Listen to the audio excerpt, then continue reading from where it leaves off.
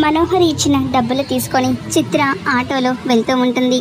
బాగి అది గమనించి చిత్రను ఎలాగైనా సరే ఫాలో అయి తను ఎక్కడికి వెళ్తుంది, ఏం చేస్తుందో తెలుసుకోవాలి అని చిత్ర వెనకాలే బాగి కూడా ఆటోలో వెళ్తూ ఉంటుంది.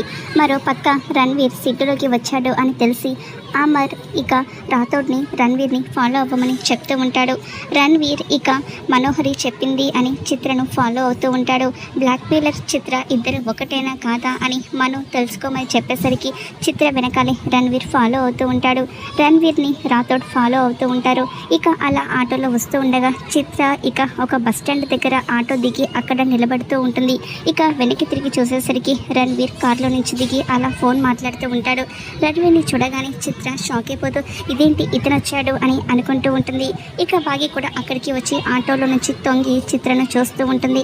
రణ్వీర్ కూడా ఉంటాడు. ఇక ఆ వెనకాలే అమర్ కూడా అక్కడికి వస్తాడు. చిత్ర అమర్ని కూడా చూసి ఇదేంటి అందరూ కూడా ఇక్కడికి వచ్చారు, అసలు ఏం జరుగుతుంది అని చాలా టెన్షన్ పడిపోతూ ఉంటుంది. మరి ఇక అందరూ ఒక చోట ఏం జరగబోతుంది ఏంటో చూద్దాం.